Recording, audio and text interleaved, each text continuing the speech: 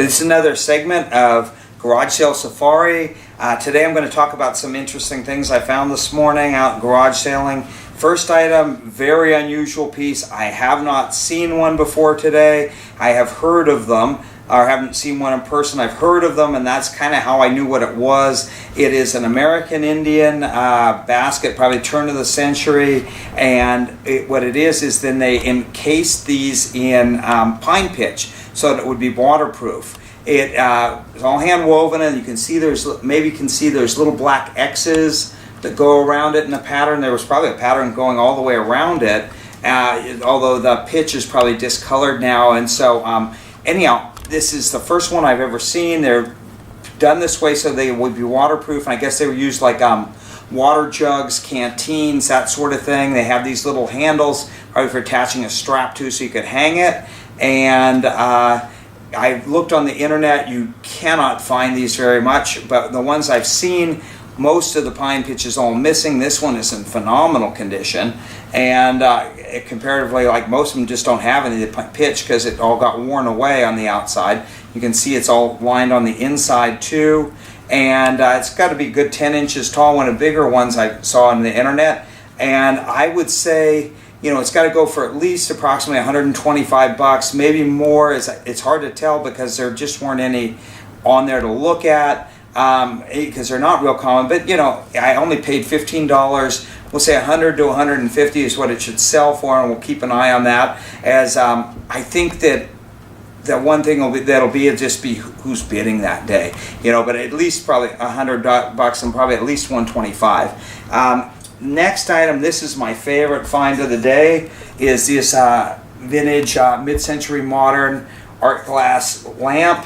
This is an exceptional one, an incredibly heavy piece. I took it apart to see if it was signed because, to be honest with you, it's such an amazing piece. I was hoping I might find a signature on it too.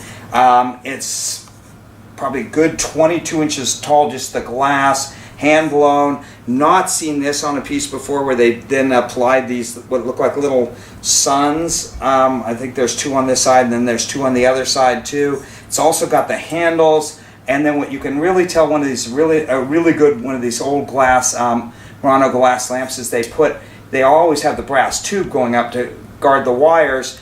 But on the good ones, they then had a glass tube around it so that you can't see the brass tube. It makes them much more decorative. Exceptional piece. The other interesting thing about this one is I don't know if you can see it, but the finial. The finial is actually a hand-blown piece of glass too. It's just phenomenal looking piece of art glass. And it actually looks like the jelly opal from Mexico, just an exceptional looking, like it looks like an opal up there. And just really great looking. I have not seen anything that nice of a finial on a piece before. I mean, this is an exceptional item. I paid $20 at an estate sale for it, and it's not signed. I wish it was, but I couldn't find a signature. I always check if it looks like it should be. And then I would say if I don't get at least $225, $250 for it on the internet, I'm not selling it. I'll take it to the desert, Palm Springs or somewhere where mid-century moderns are popular, and consign it down there because it's just such an exceptional piece. And it's a one of a kind. I've never seen anything quite like that one. The next thing I was going to talk to you about is these awesome cards. I got these actually for a friend that does tarot readings, and they're so cool. It's a Gypsy Witch cards. I don't know if they have much of any value, maybe like $20 for the deck or something, but they're just super cool. And they have like a witch on each one, stirring a cauldron, and then on the cards are interesting. They're like normal playing card numbers, like ace of spades here, but then it's also got what it is, which is rapiers, and it tells that bad luck is coming, and really interesting pieces. They say made for children. Children love them, but they're pretty. Some of them, from what I could see, were pretty grisly. It does not look like it's ever been played with before. Just a really awesome and rare piece. And as I say, anybody that's into tarot cards or that sort of thing will probably really get into it. The next thing I want to talk about, which is really cool, got a whole bag of vintage jewelry. A lot of it's silver. I got this in there also. A really cool vintage bolo tie, probably from the 20s to the 30s. I was always taught that how you tell the difference between a Navajo and a Zuni piece is that Navajo shaped the piece to fit, Navajo shaped the piece to fit the stone, and Zunis shaped the stone to fit the piece. Meaning that Zunis shape the stone, whereas Navajo leave it in its original form, which this one is, and it's got really cool old turquoise with a pyrite in it, and very thick, heavy silver. And then these are really unusual too. It's like they look to be handmade themselves. I don't know what they call the little dangles, but they're actually incredibly heavy for this sort of piece, and they've got really cool look to them. The whole thing, I got a whole bag of jewelry for $5, silver jewelry and whatnot. So I'll say $5 on this. If it goes any less than 55 to 65, I'll be pretty stunned, as it's really a nice old, probably 30s, 40s piece of American Indian jewelry. And then the next thing is a piece of Bristol glass. I'm not a giant fan of Bristol glass, but it's still really pretty, and I can appreciate what it is. It's probably, they did this a lot in the Victorian era. It has that sort of Victorian look on the artwork.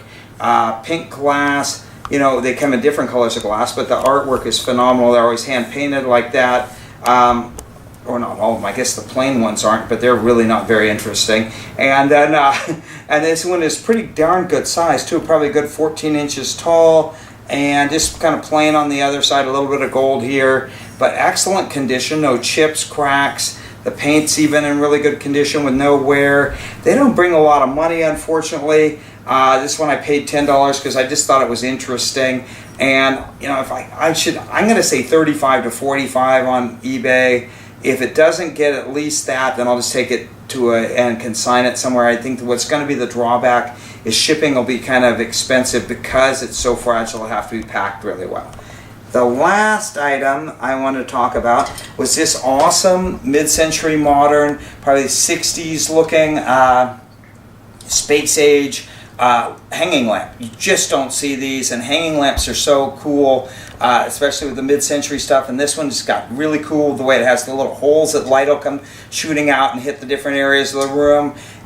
I've also seen people put a piece of colored paper, something like that in there for the light from here to go through, and it kind of changes the colors that are hitting the walls, and then have the white light coming down. Really rare piece, excellent condition, and not rare, you just don't see them. They're really cool, and they really help make a room, and it's got a nice mid-century but also almost space age look. I paid $20. I'll be stunned if we don't get at least 75 and maybe 100 or so on it. It's really a cool piece. Again, the shipping may be a little expensive, and that may take away from it, but awesome piece. And then also, this shade, believe it or not, came with this green lamp. I don't know who put them together. It doesn't really go well in my opinion, but I'll save the shade and we'll use it on a lamp that it does go with later, because it is a nice shade. It's just not right for that. So thank you and have a great day.